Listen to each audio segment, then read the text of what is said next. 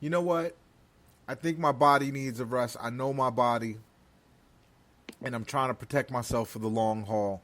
He could have said that, and I'm like, okay, I have to trust him that he knows his body. I'd be disappointed not to see him play, but I would have to trust him, and I think being safe is the best way.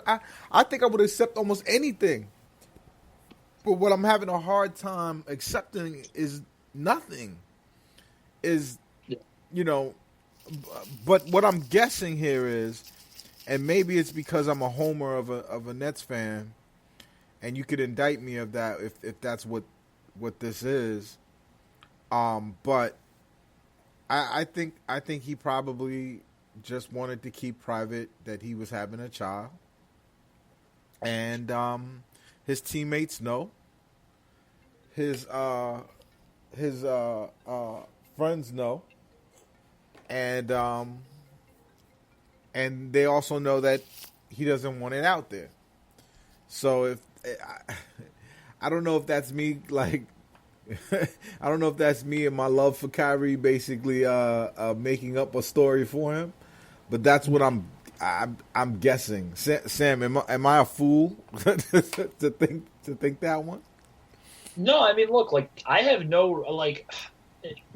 reason. He hasn't done anything in his time with the Nets that like makes me think that I should be doubting him. And he's been like, as we talked about, me and Eve on the verge of needing tissues and crying about it. I mean, we've been huge fans of him. He's been an awesome presence in the locker room. Like, I'm going to trust him, and like. It seems the most important thing is it seems like the team likes him. So like the media clearly doesn't like him. We've talked about that a ton, and there's a lot of reasons for that. And like the media is going to try to make this into some huge thing instead of the fact that maybe he just actually has something really personal going on. And I think it should be like left at that. And again, like for me, the part that almost absolves him in a way, if it is what I hope it is. But the other part of me is like, no matter what it was, it's important that you communicate with your boss about what's going on, especially if you communicated with your teammates. Um, it's like unforced errors, right? You know, D-Rock. Was there a better way to do this, or is almost anything Kyrie does is it acceptable? I'm almost torn because I could see it from both perspectives because I have my best man and my brother. They're both Knicks fans, so I get it. I'm almost 2-on-1 when it comes to these guys. They'll say, oh, Kyrie's missing the game. He didn't want to play against a Philadelphia team who's expected to do some things in the playoffs without his boy KD. So the Nets knew they were going to lose without KD. So Kyrie is like, all right, well, since we're going to lose, I'm not going to play either. That's kind of the narrative that you may hear some fans bring up on, let's say, a particular radio station. Yep. But That he got if he scared of communicated, Simmons. that's right. And we know that's not the case. But on the other hand, us Nets fans, we'll say, well, he communicated with his teammates, and I don't know what the deal is with Steve Nash, but if they know what's going on, then that's all right. It just gives the parents looks bad. So I guess there was a better way he could have handled it. Hopefully in the future. I'm going to give Kyrie the benefit of the doubt too, particularly because I'm looking back now at what he said or written or what he wrote. What was that? The training camp, or before the season started, about he's focused on playing well and winning championships. So he had the written statement without talking to anybody in the media, and we all understood what he was doing. He basically wanted to put it out there for everybody to focus on, and everybody, from Brian Windhorst to, I know your nickname for him, but Brian Windhorst to some other people on the Brian Breakwind, well, definite. He wanted it to be focused on the game, and that was it. And if they couldn't get that, then nothing Kyrie does is going to be acceptable in their eyes, even if he did it the right way. So, and they're going to say, oh, it was a TNT game. Whatever it is, you could have, if he had a kid, then they better not say anything about it, because I'll go on their stations and rip them myself if they try that crap. But I don't think anything he could have done would have satisfied anybody. So I think we just have to wait to see what, if anything, if he puts it out there, what it was that prevented him from playing tonight and going to Memphis to play tomorrow. Yeah, it didn't seem like a distraction tonight, Nope. So I'll take that. Yo, Taurean Prince. That's 2 games in a row, kind of, giving the Nets something. Sam, is Taurean Prince back? Are we going to eat our words about Taurean Prince? I mean, it's tough. I mean, to say he's back means he was once there. So I don't know if I don't. I mean, I think he's playing. He's definitely playing with more confidence, and he seems like he's just going to be one of those guys that's in his head a little bit. I mean, look, even like with Shannon, you can tell because he's kind of in that similar vein in terms of just streakiness, and with Shannon, you can tell he wants to get it going so badly, and you feel for him when he's missing, and then you're happy for him when he's making. But I mean, the most important thing is I think Prince has also been super effective on D, and I also find, and Eve, you mentioned this a lot, maybe 2 or 3 podcasts ago, he even seems more in control just on like some of the layups and stuff he's taken, which I think just speaks to his general confidence. What about you guys? His layup package is horrible still, but he's made some. Like, the luck of the Irish has been with him. And some of them have.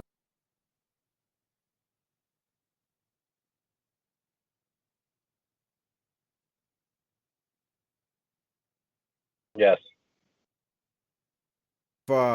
If Taurean Prince could just play small forward, he'll be better than what he was at power forward. He's a complete disaster. He's a complete zero.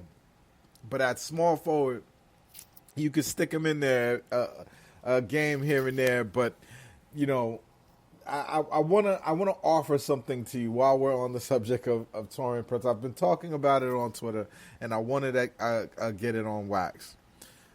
I'm gonna propose a lineup to you, D-Rock. Tell me what you think. Right? Okay. So when the Nets are fully healthy, minus Spencer Dinwiddie, because we know he's not coming back, right? But could you imagine a lineup of Kyrie, Joe Harris at the 2, continuing to bring Harris off the bench? So Kyrie, Joe Harris at the 2, KD at the 3. KD has shown us this year that he could stay in front of guards. He's a 7-foot guard, right? We understand that about Kevin Durant. So Kevin Durant can still guard small forwards, and I'd prefer him on small forwards over power forwards.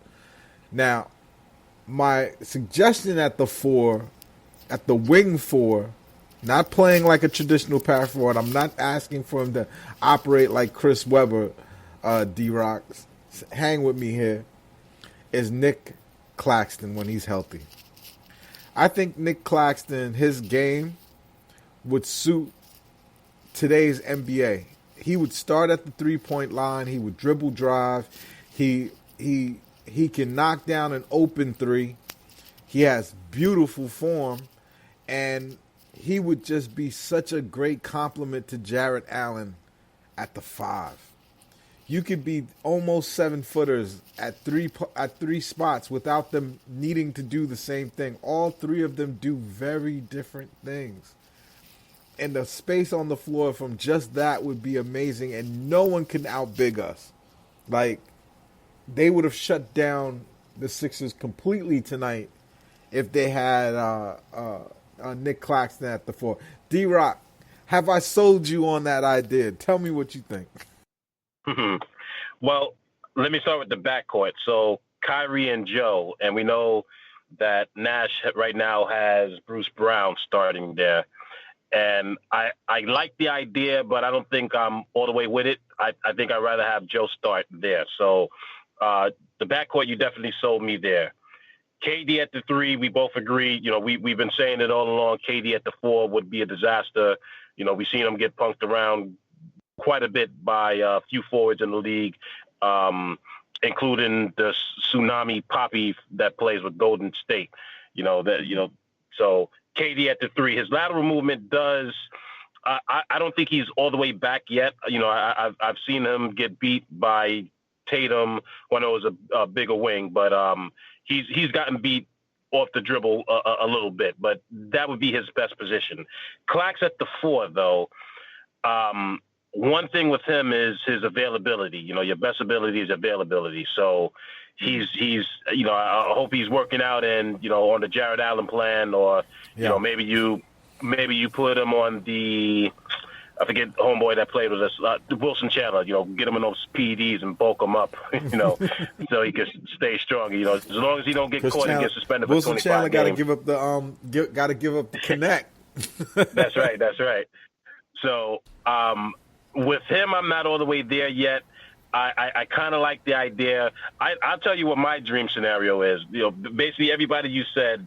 But my dream scenario, because I'm not necessarily too high on Jeff Green, even though he had a pretty good game today, though I would like a few more rebounds. But just the idea of him being out there with Jared Allen, a bigger body to put on centers and help him rebound, because Jared Allen is the rebound monster. You know, he's gobbling those things up. So if you got a bigger body out there to box out, then those rebounds are all going to Jared. My dream scenario, though, because I see Jeff Green eventually falling apart. I think he's going to be on the bench with DeAndre eventually. My dream scenario, though, is Reggie Perry at the 4. And I know he's a rookie, and I know right now they're playing him at the backup 5. Not even the backup 5. He's the third-string 5. But he's not ready for the smoke. He's not. He may not be. He may not be. But and I don't want to throw this out there, you know, because you know it's kind of bring negative vibes, but. Rodions Kurucs is always injured. You know, he's rolling the ankle, and I saw tonight Perry was out as well. But there's going to come an opportunity for him, and when that opportunity comes, I think he's going to run with that ball, and Steve Nash is going to have to say, you know what, I got something here, and I think I have to see how much I can get out of this kid. I'm just hoping and praying that opportunity comes for him. But that's my dream scenario. But right now I think it's just going to be Jeff Green, and let's see how long he lasts. But hopefully he lasts a whole lot longer than I'm giving him. If there was one part of tonight that I didn't like, Sam, I was not impressed with Chris Chiozza. Yep. I just don't think he has enough defense to be an NBA backup point guard. He did some things great, and it's like I root for the guy. I really like Chiozza. I think he has something to offer. However, he just doesn't have enough defense. Sam, am I down on him for wrong reasons? No, I feel super guilty about it because I really like him, and I like how hard he plays, and the whole team seems to really like him. You're a height racist. No, I was the shortest kid in my high school freshman year, so I know what it's like. But I like.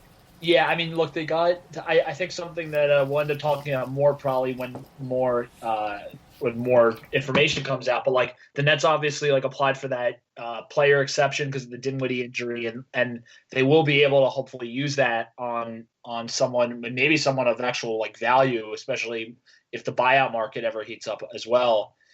And I think Chiozza's the missing is going to draw the shortest stick because I don't really know who else they would cut for that spot. Like I think like Perry they obviously drafted. I think they've gone too much out of Tyler Johnson in the bubble, and also like he's a bigger guy. He's a lefty. I think that provides something. I don't really see anybody else getting cut unless Kurucs does like another bonehead thing like later. Like I think he's the guy to look out for if they enter into the buyout market. So I'm with you, even though I really don't want to be.